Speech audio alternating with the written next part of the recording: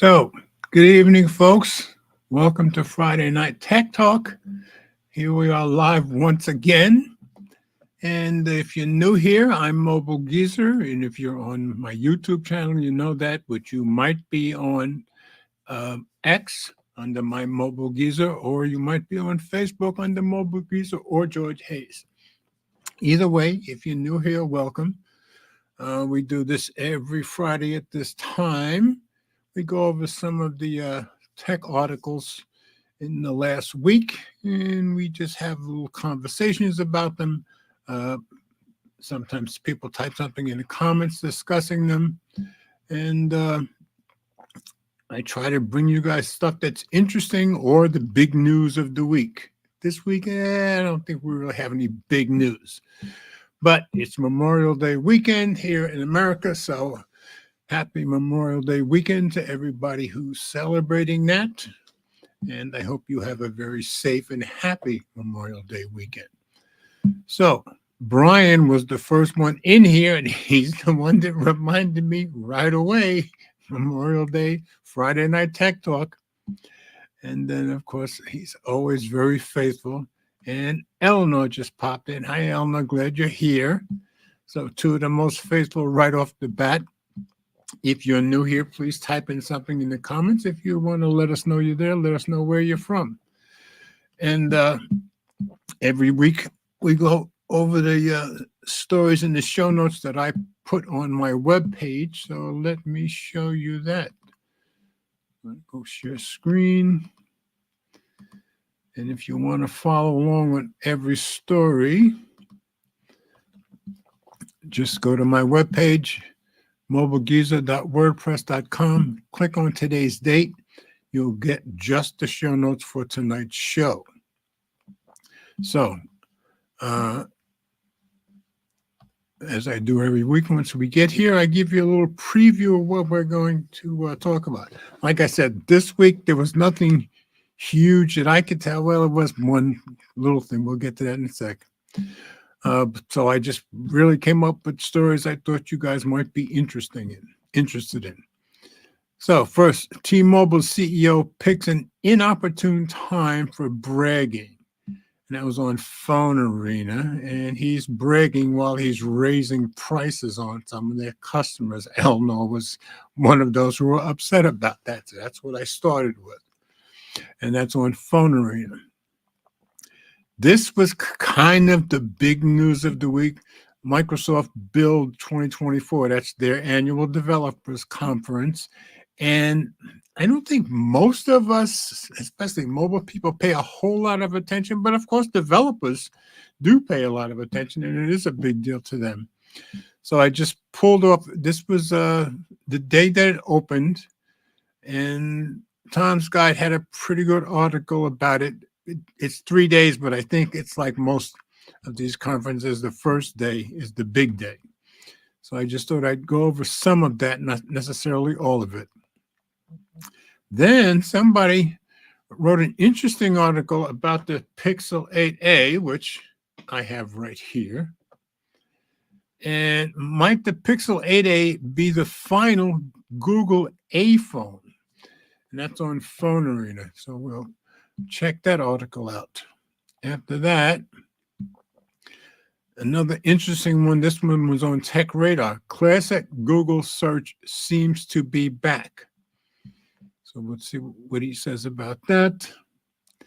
And I threw this in last minute tonight because I thought this was a more interesting story than the one I had.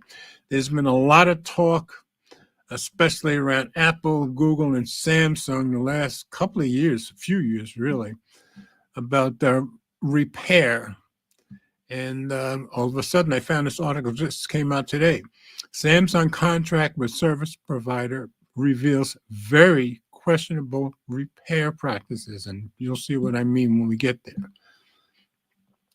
And finally, I thought this was interesting because mainly that I knew of, Elon, he flies around a lot, takes his family with him, takes his kids with him a lot, and he was commenting last year quite a bit about how people were tracking all his flights. Well, the House has, and there's a bill, not just the House, but the Congress and the president have signed the bill. You can't track him any longer. And Taylor Swift is in this article. Everybody wants to talk about Taylor Swift, of course. But I gather a lot of people have been tracking her jet flights through. So you won't be able to do that any longer, which I think is a good thing. So those are the stories we're going to go over tonight. Let me stop screen for a second. Brian did say, hello, Eleanor. Have a good Memorial Day weekend. And nobody else has come in yet. Now, I have not spoken to Ted in Dallas today, but we know that, his side gig is photography, and he's in photography season. That's what he calls it. So I'm guessing he won't be joining us again tonight. We'll see. I never know for sure. And who knows, maybe by some miracle, Will join. Will came in the comments last week, but I couldn't talk him into coming into the show. And as you all know, he works a full-time job as a nurse 5 days a week, and then he works a full-time job as a nurse all weekend and works 48 hours straight. How he does it, I don't know. So I can see why he needs his rest when he comes home on Friday, because he gets up on Saturday and does it straight until sometime Monday morning. So if he, when he comes in those rare times, that's a miracle, but not expecting him. But he has the link. And of course, Mike is out doing his DoorDash stuff. So we're going to get to today's story. So let me go back, sharing screen, and back to my website. Okay. So T-Mobile CEO picks an inopportune time for bragging. So let's go over to Phone Arena. And this was just published 2 days ago by Adrian Diaconescu, and he does a lot of their articles on Phone Arena. Very knowledgeable. So I'm going to put this in reader view, get rid of some of these ads. So CEO Mike Sievert chooses the worst possible time to brag about T-Mobile's 5G supremacy. The thing all T-Mobile customers feared would happen has been made official earlier today. But while CEO Mike Sievert has yet to comment on the dreaded $2 to $5 monthly price hike many will soon face, the man in charge of the Un-carrier's destiny made a public appearance on Tuesday, likely to cause even more uproar. Unsurprisingly, Magenta skipper did also find a little time to throw a jab or two in the direction of its arch rivals, pointing out that their spectrum expenses and network expansions of the last year or so haven't done much to change the industry status quo in terms of either speeds or coverage. Many good points, but is this really the best time to make them? And I agree with him. This is what a lot of T-Mobile users are like. That's what a lot of T-Mobile users are likely to wonder when hearing the topics tackled by Mike Sievert and the braggadocious tone adopted in this latest public appearance. For the umpteenth time since 2020's mega merger with Sprint and the incredibly fast 5G network rollout that ensued, Sievert is trumpeting the new T-Mobile supremacy over Verizon and AT&T, pointing the finger specifically at Big Red for splashing the cash on an awful lot of C-band spectrum and failing to make a difference. Well, T-Mobile does lead them in 5G, so I can't knock him for that, but he did pick a bad time to start bragging about it. T-Mobile's 5G speed advantage over Verizon AT&T is pretty massive and well documented. That's true. In fact, of course, I have T-Mobile too, but mine didn't get raised, but Eleanor's on a different kind of plan than I'm on. So, in fact, the T-Mobile commander-in-chief claims his company's 5G lead has actually grown a little bit in the last couple of quarters, according to Fierce Network. That's not an entirely substantiated statement if we look at a few recent independent mobile experience studies, which show that Magenta's 5G domination is essentially as safe as ever, so they're still in the lead. but also that Verizon and AT&T are making small yet important gains of their own in both the speed and availability field. So trying hard to catch up, I guess. Keep in mind, they used to lead T-Mobile by a lot. Jumping from dead last in the 4G LTE era, which they led that, to first and best in the 5G era is best described as a wild run by the man who took over from John Legere in 2020, which feels like a fair and accurate assessment of T-Mobile's huge progress over these past few years. And if you remember, leading up to 2020, T-Mobile was always buying more spectrum, and it was buying spectrum way more than anybody else, and that's how they got the lead for 5G. But you once again have to wonder if perhaps Magenta's CEO has more important topics to address before customers start to flock to slower but also cheaper industry rivals. Now, Eleanor's got something to say here. She says, I'm not on a different plane. It's just that you have more lines. Well, that's what I meant. I have 3 lines of my own than I do, so you're already paying more than I am. But with that being said, I should be getting the senior citizen rate. Well, maybe that's true. That I should be getting a super discount being as much older than you as I am. But yeah, like this guy's whole point in this article is that people are going to be upset about these $2 to $5 raises, and Eleanor's the proof. More 5G network improvements on the horizon. So he's still doing some more bragging, and he has a right to, but like he said, this is a bad time to do it. If you care more about your speeds than your prices or your data privacy, Mike Sievert has some very good forward-looking news to share as well. Apparently, T-Mobile's nation-leading 5G signal will continue to be improved in the rest of 24 and 25 with the help of 4G LTE spectrum that's essentially sitting unused at the moment. So they still have some to spare, okay. Because 75% of the operator's customers already have 5G phones, which is pretty mind-blowing number. Yeah, because when we went from 3G to 4G, people didn't get on up to 4G that quick. So that's pretty quick. T-Mobile's massive LTE capabilities will be reframed. Well, they're always reframing something with the purpose of further boosting your average speeds and 5G signal strength. Consequently, Sievert is confident that T-Mobile will not only continue to offer the best 5G network by far in the U.S., but also expand its lead over Verizon and AT&T even further in the next year and beyond. That's not necessarily good news for the cost-conscious users who fear all these expansions and progresses will come with more price hikes, let's hope not, as competition may continue to weaken, but that's just how things are sometimes in the wireless industry.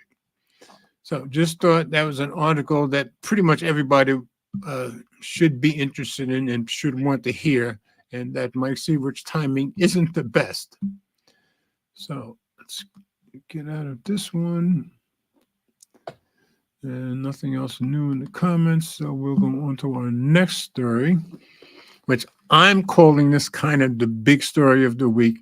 I didn't even watch any of this if it was online, but I just thought I should report on it. So, Microsoft Build 2024. Some of the news from Microsoft Build 2024, and this is on Tom's Guide, so let's go over there.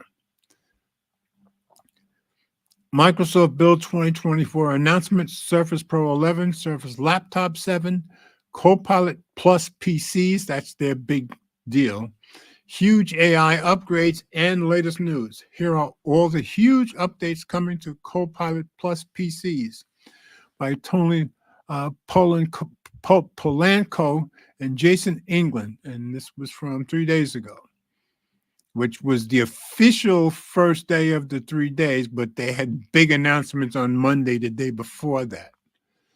So let's go into review. And like I said, I'm probably not going to read all of this, but I thought I should give you guys some of it and at least show you some of the highlights. Because, I'm pretty sure most of us use some version of Windows 11, which is what I'm using right now. Microsoft Build 2024 has wrapped up its first official day. So this was Tuesday. Well, we got a ton of news yesterday regarding the Surface Pro 11, Surface Laptop 7, and a host of Copilot features coming to what is called Copilot Plus PCs, all powered by Snapdragon X Elite and likely Intel. I didn't know Intel was getting in on this later this year. Today's keynote was all about Copilot and how Microsoft's AI is helping developers streamline their work or create topics to help folks from across the globe. Microsoft CEO Satya Nadella hosted the first hour of the keynote and don't jump around on me, and went over the various ways developers and companies have incorporated Copilot over the past year. Well, they have been pushing it like crazy. I can't hardly sign on to my computer without seeing something that they want me to use Copilot. One of the more interesting parts was Copilot Agent, which is a Copilot that developers can create to handle specific tasks. That's good, I guess. Rajesh Jha, Executive Vice President, Experiences and Devices, and Kevin Scott, Executive Vice President of AI and CTO Microsoft, among others, also took the stage with deep dives into how developers, can and will utilize Copilot. A lot of this was extremely granular for the average person, but it was an interesting deep dive into how developers use AI to streamline their process. And it's a developers conference, so of course you're going to be talking in their language, which makes sense. Now, of course, it's easier for me to say that having been a programmer for 34 years, so I realize that, but I'm just saying that's just how it is. The most exciting part came at the very end when none other than OpenAI CEO Sam Altman took the stage to discuss how fast ChatGPT has grown, that's for sure, and how the new ChatGPT 4.0 and its multimodal model will try that 5 times. Multimodal model will take things even further. We didn't get any spicy takes from Altman, but seeing him briefly take the stage during Build was still interesting. And you can, if you come to the page, you can come and watch the entire keynote on this. So what was announced yesterday? So this was Monday, and I saw a lot of articles that they made some big announcements Monday, the day before the official start of conference. And that's what happens with all these conferences. The day before, there's always a lot. Let's start by looking back. It was a busy day for Microsoft as the company made a ton of hardware and software announcements. Surface Pro 11 looks like the Pro 10 is staying exclusive to the business people, and we're getting the good stuff on the Surface Pro 11. I use the Surface Pro 8 myself. This is the first Surface to give you an OLED display, and you can pick from either a Snapdragon X Plus or X Elite. Pricing starts at $1,000. Surface Laptop 7. Alongside this, the Surface Laptop 7 is a more modest upgrade hardware-wise. You're still getting the same display options as Laptop 6 and the same aluminum shell. The main difference is that Snapdragon choice. Copilot Plus PCs. This is their big deal. These are only just two of what Microsoft is touting the new line of Copilot Plus PCs, the next generation AI PCs. So now they're actually calling them AI PCs.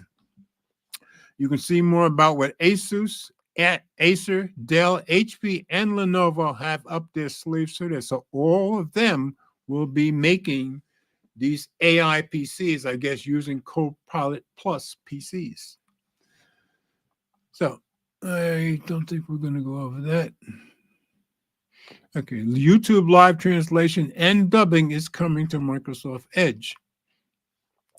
Yes, I know Edge is that annoying browser pop-up window. And by the way, I'm using Chrome just reading this.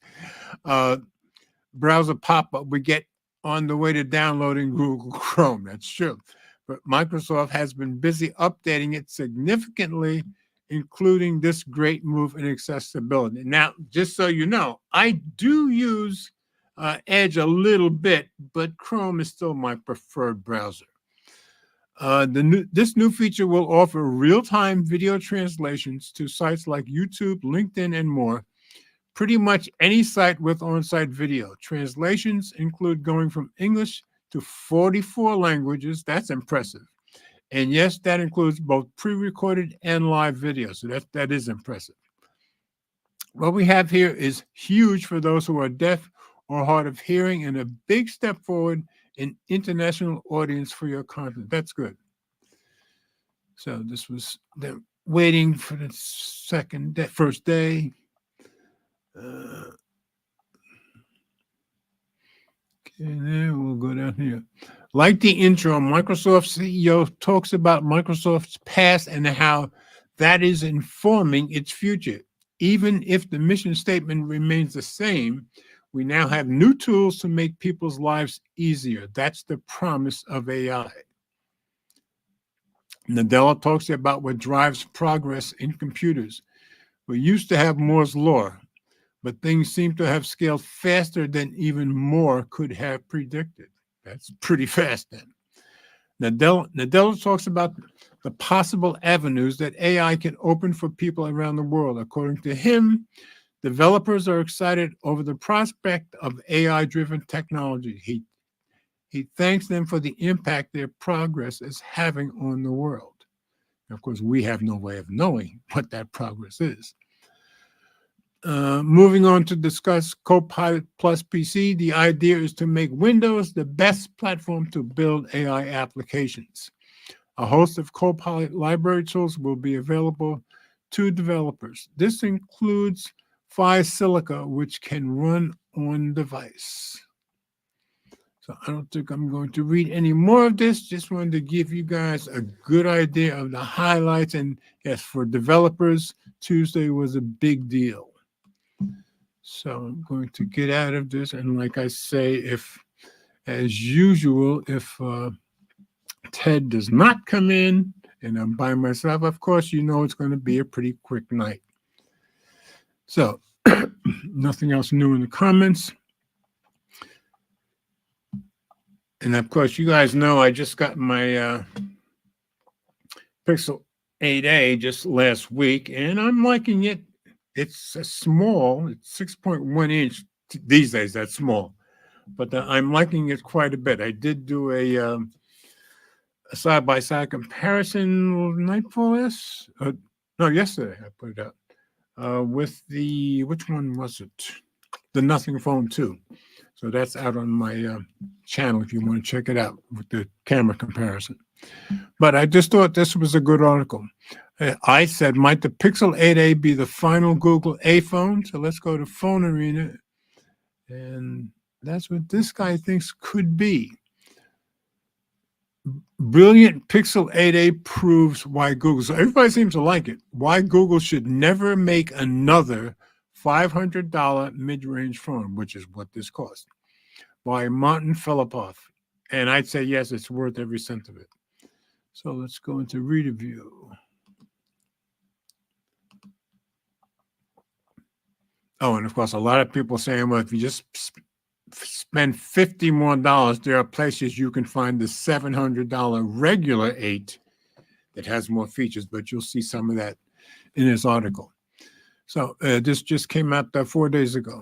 After months of leaks and rumors, the Pixel 8a, Google's newest mid-range phone, is now official.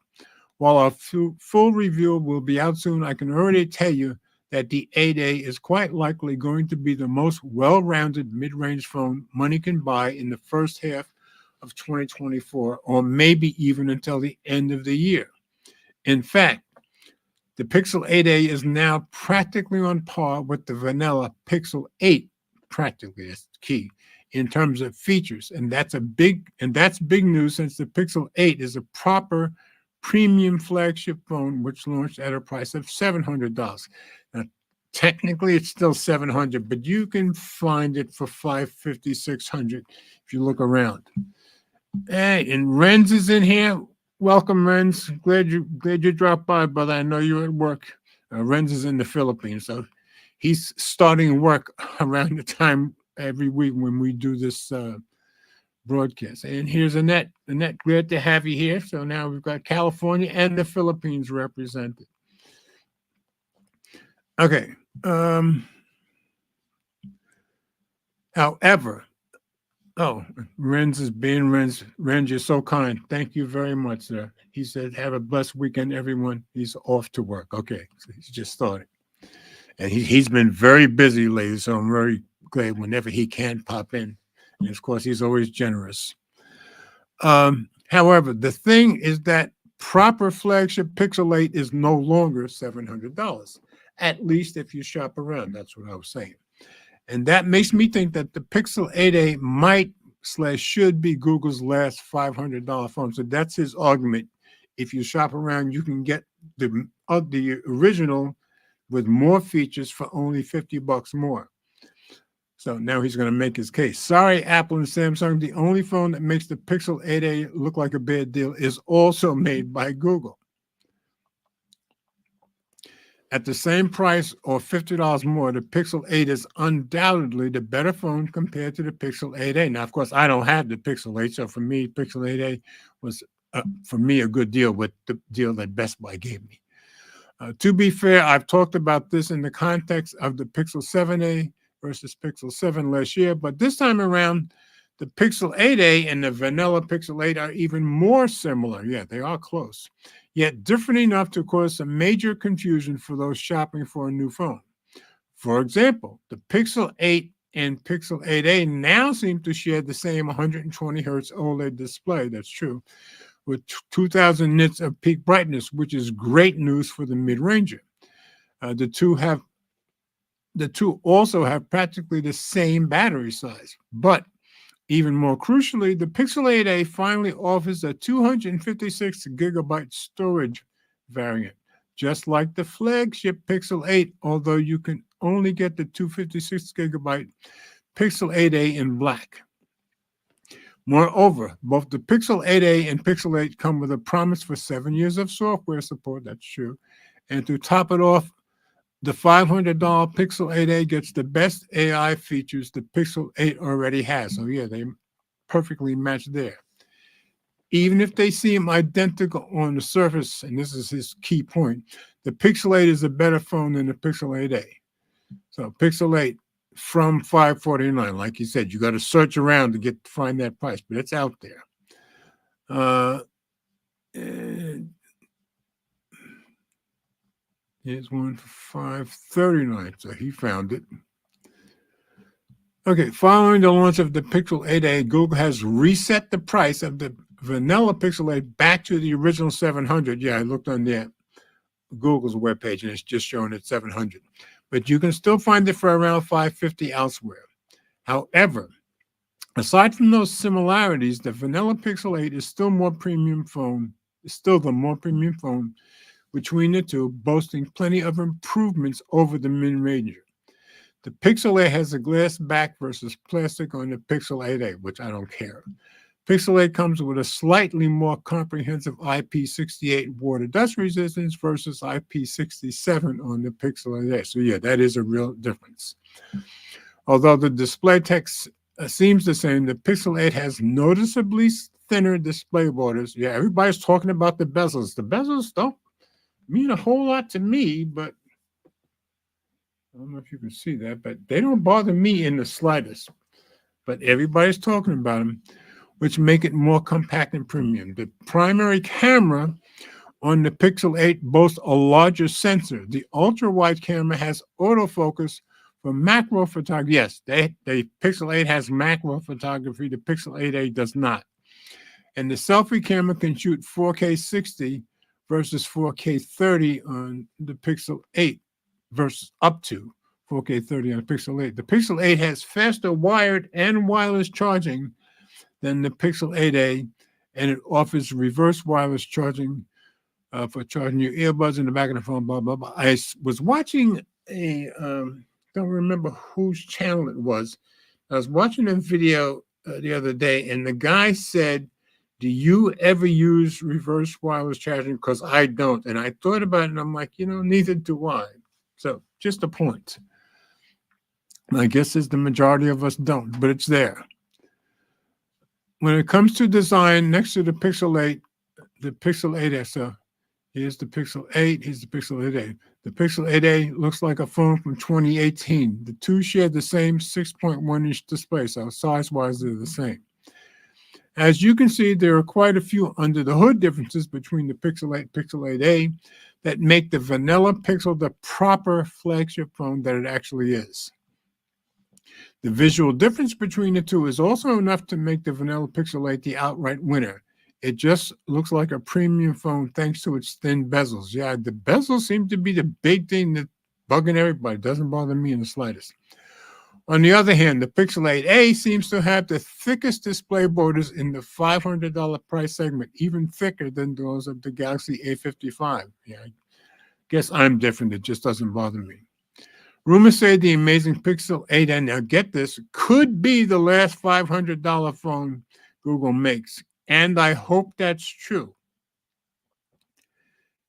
Instead of killing it, Google can repurpose the A lineup and turn the $500 Pixel into a $350 budget phone.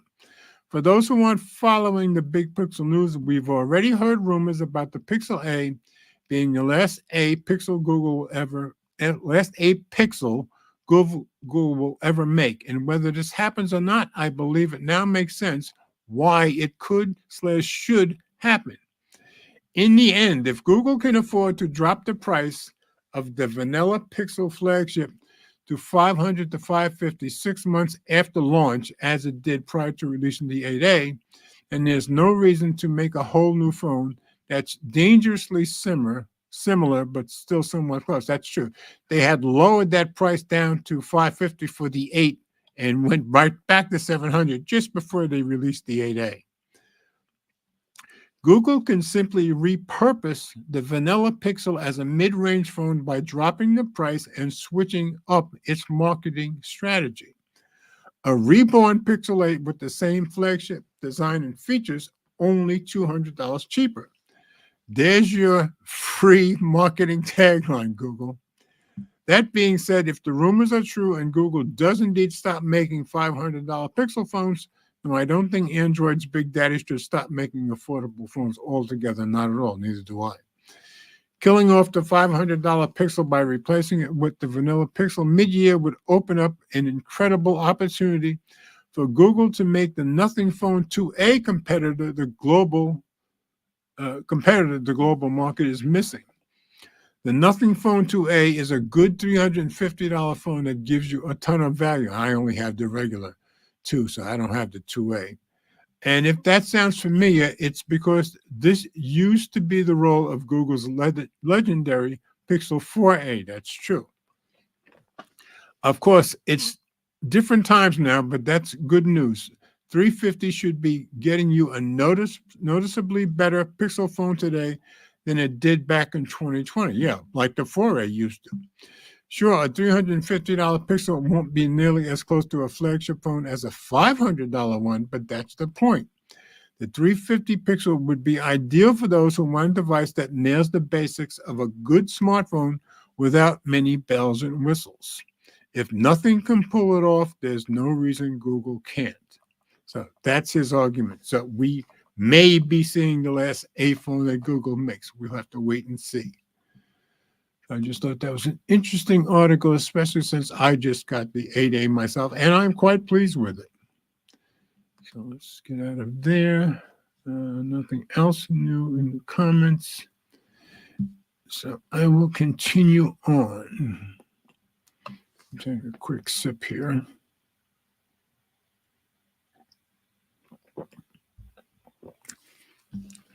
Another article from Tech Radar. I just found this really interesting. I said classic Google search seems to be back. So let's see what he says. On Tech Radar, Google is bringing back classic search with no AI. And I couldn't be happier about that. By Christian Guington.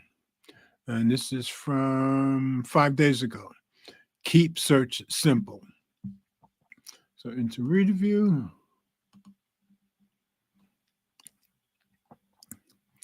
Google search has undergone many, many changes over the years, some big, some small, but every single one shifting the iconic internet search engine further and further away from its original form.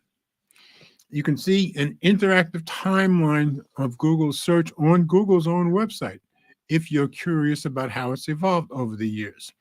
Some of these additions, such as "Did you mean?" Yeah, I remember suggestions for typos, and they still have that, and the inclusion of new search modes, including image, news, and video, were obvious slam dunks for Google, improving the versatility and functionality of its search engine.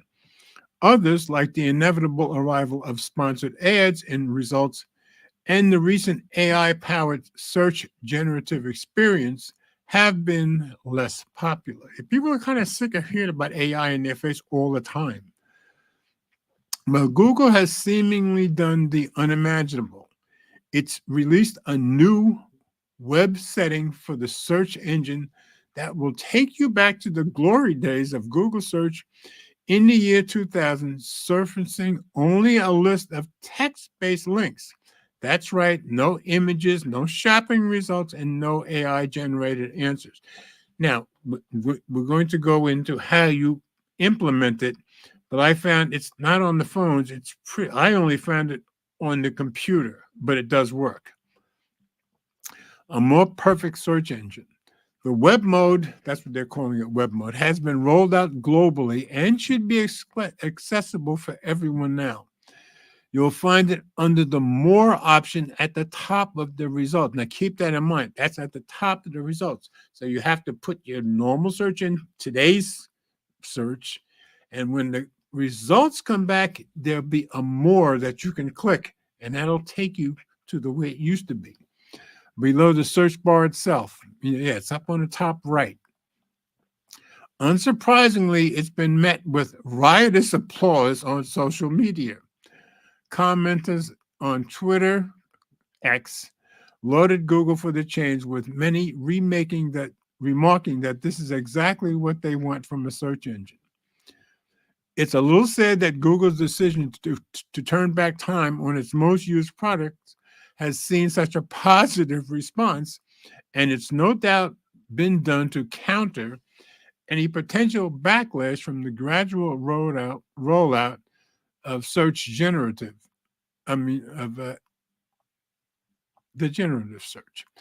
The AI-powered search tool will use machine learning to scrape the internet for relevant data and provide an AI-generated response, which may prove helpful to some users, but poses a significant threat to online media and information outlets. Now, what I'm finding for me is when I start a search, these days, the first thing, as soon as you hit enter to do the search, the AI part comes up at the top. And I do find that brings me faster results. But below that, you get more like the old results, and sometimes you get more depth there. That's what I'm finding. It's worth noting that the web search view does still include sponsored text links, but I suppose we can't have it all.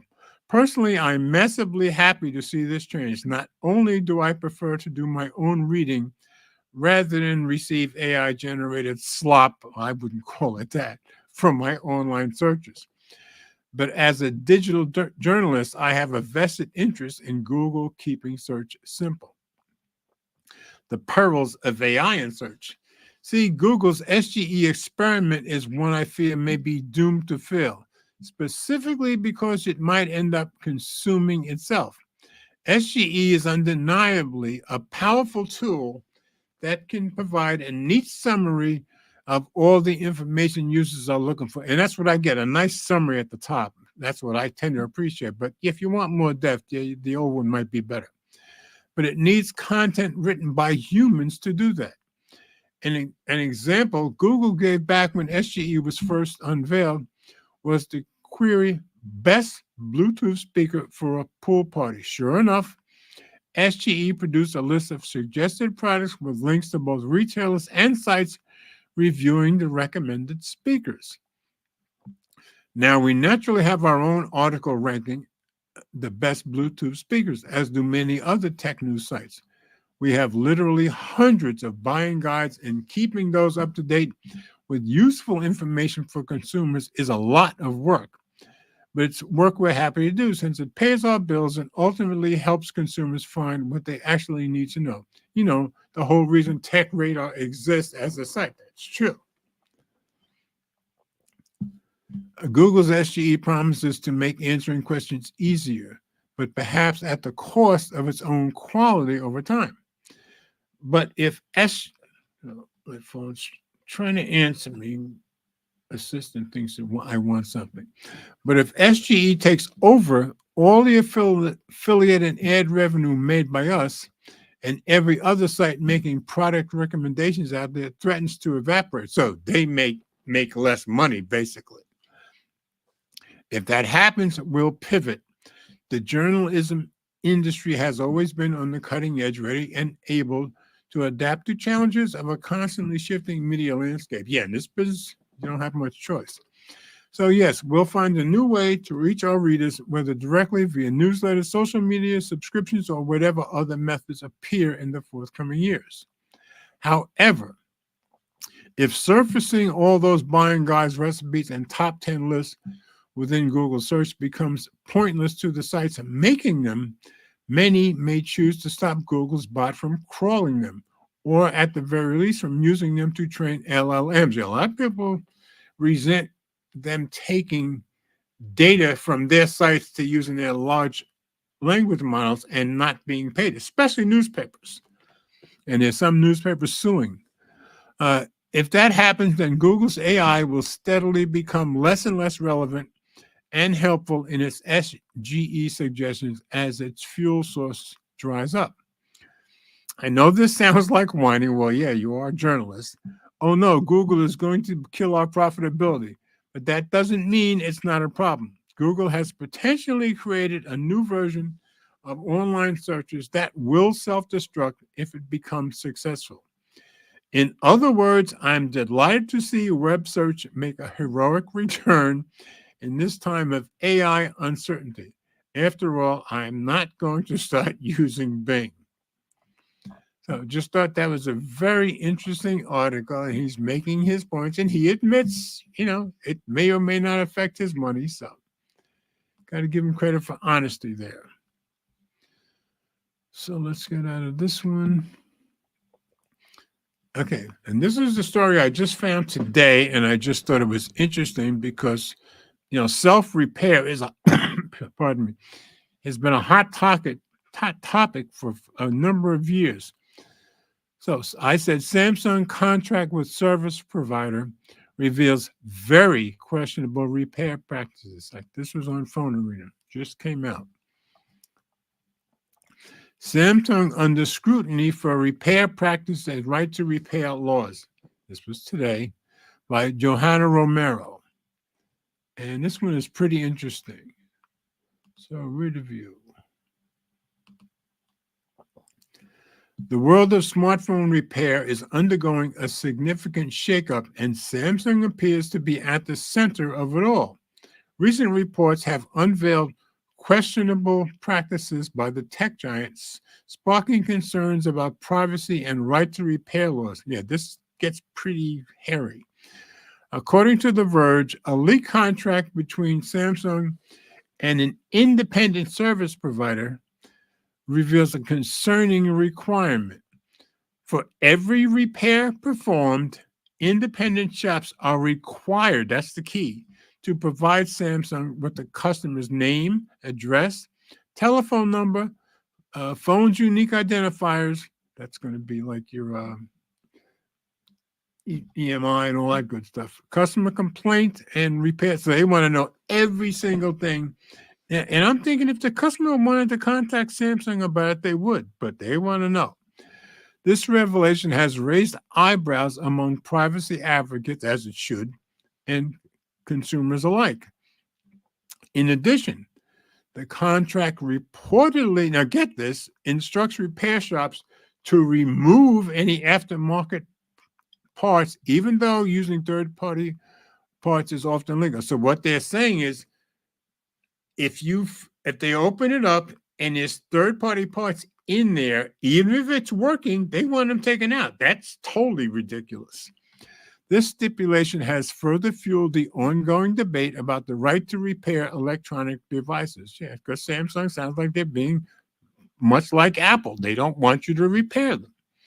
Alleged contract between Samsung and third-party repair shops. That was their source. While Samsung has not officially confirmed or denied the report, the implications of these practices are far-reaching. Well, I can see why you wouldn't want to confirm that they're true, but you can't lie if they are true, so they're not saying anything. It appears that not only independent repair shops, but also customers purchasing official replacement parts might be unwittingly contributing to a database of personal information. Yeah, they're going to collect that. iFixit CEO Kyle Wiens confirmed that his company shared customer information with Samsung, including email addresses and purchase history as required by them, Samsung, and disclosed to users when ordering an official Samsung replacement part. Boy, oh boy, they want everything. The company has since then published a post on its site announcing that their collaboration with Samsung has come to an end. Interesting. Citing that Samsung's approach to repairability does not align with their right to repair mission. Good for iFixit. Yeah, iFixit wants this to be straight up and above board. It's important to note that this post went live the day before the leak contract surfaced. So this is some of the stuff you have to agree to from Samsung. So it says iFixit disclosure when purchasing Samsung replacement parts. So the timing of these revelations is crucial as California's and Minnesota's right to repair laws are set to take effect on July 1st. That's right, I forgot that was coming up soon. These laws aim to empower consumers to repair their devices by ensuring fair access to parts and information. However, the specific provisions of each state's law vary, and there are concerns about how companies like Samsung might interpret and comply with them. Yeah, and everybody's been worried about how Apple's going to react to, because Apple's been making noises like they're all for it, but in the background, they've been kind of going the opposite way. The situation raises questions about transparency and consumer choice. Independent repair shops like Louis Rossman, he writes articles about this stuff constantly. I would suggest if you have any interest in right to repair, follow his channel, Louis Rossman. Independent repair shops, which play a vital role in the repair ecosystem, may face pressure to comply with Samsung's demands. Yeah, they've got the power, potentially impacting their ability to offer affordable and convenient repairs. Consumers might also be unaware that their personal information is being shared, yeah, I agree, with the manufacturer when seeking repairs or purchasing replacement parts. And there's no reason why Samsung needs to know this between you and that repairer, in my opinion. As the right to repair movement gains momentum, the practices of major manufacturers like Samsung will continue to be scrutinized. It remains to be seen how Samsung will respond to these allegations and how they will impact the ongoing discussions about consumer rights, privacy, and the future of electronic device repair. I think them requiring people as part of their agreement to take out parts, third-party parts that are already working, that's ridiculous. So it's going to give Samsung a nice black eye. And they may not care, I don't know. But I just thought it was an important story to put out there and let you guys know about it. Okay. And I have one story left. And like I say, Elon was complaining a number of times last year about how they follow his jets around, they track where he goes everywhere, even with him by himself or with his family. So Congress has done something about it. I said Congress makes tracking Elon and Taylor Swift's private jet flights no longer possible. I found this on Gizmodo. Congress just made it basically impossible to track Taylor Swift's private jet. Of course, they're using Taylor Swift because everybody wants to hear Taylor Swift. Except those of us who were sick of hearing about Taylor Swift. Legislation just signed into law has made it exceedingly difficult to track private jet activity. I think that's great because I don't think we have a right to follow these people's private jets. Let's see, close this. And this was by Lucas Ropek, published 2 days ago. So let's go into read review. This is going to be my last story, by the way. Celebrities and billionaires have long complained that it's just way too easy for random people on the internet to monitor how much fuel exhaust they waste and how they flit through the skies via their private jets. Well, it appears that our government's legislators have heard these complaints and, unlike when the rest of us whine about stuff, actually done something. Well, I think, yeah, he's got a point there. An amendment in the Federal Aviation Administration reauthorization bill that was passed last week will allow private aircraft owners to anonymize their registration information. Good. President Joe Biden signed the FAA bill into law on May 16th after it passed the Senate 88-4 and the House 387-26. I'm glad they passed so big. Jet tracking has been made possible up until this point because private plane owners were forced to register aircraft ownership information with the FAA Civil Registry. That registry has been public until now. I don't think it should be public, allowing for those data points to be combined with open radar mapping to understand where and when certain planes were traveling. Yeah, because once you have that registry information, you can track it every place it goes. It's through this public information that online enthusiasts have been able to track the jet activity of America's number 1%. Now, I think for public airlines, that's fine, but not for private.